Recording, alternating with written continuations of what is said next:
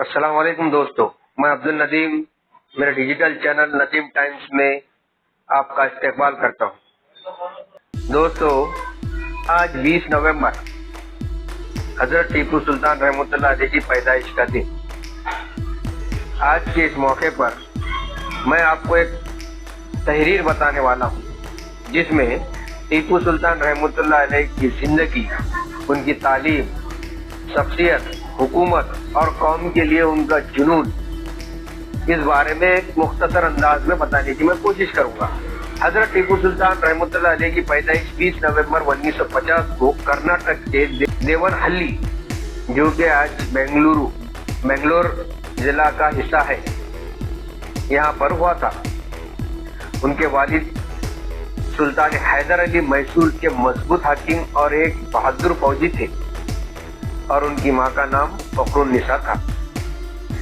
हैदर अली ने अपनी सल्तनत में अंग्रेजों के मुकाबले आधी सदी तक मुखालिफत की और जमकर हुकूमत की।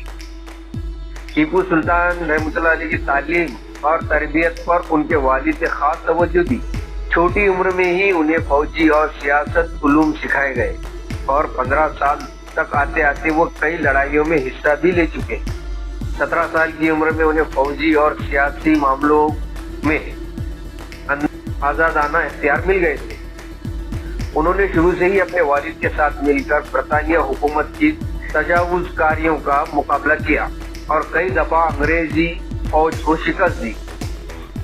इसमें 1980 से 1984 के दरमियान एक जंग हुई।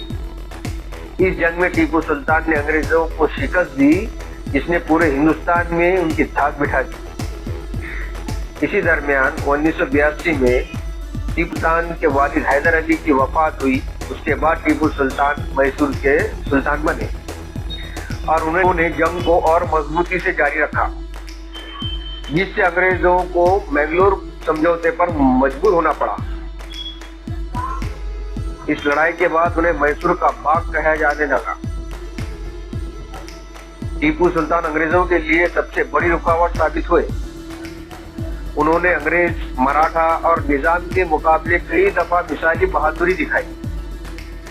हजरत टीपू सुल्तान ने अपनी रियासत को ममलुकत खुदादाद यानी खुदा की बख्शी हुई सल्तनत कहा। हुकूमत होने के बावजूद वे खुद को एक आम इंसान समझते थे।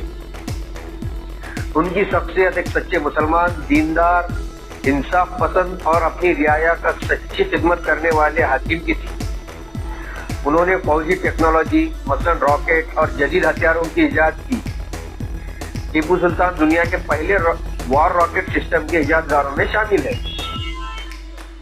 उनके बनाए मैसूरियन रॉकेट इतने असरदार थे कि उनके मरने के बाद अंग्रेजों ने इन्हीं को कॉपी करके कॉन्ग्रीव रॉकेट्स तैयार किए और कई जगह इसका इस्तेमाल किया।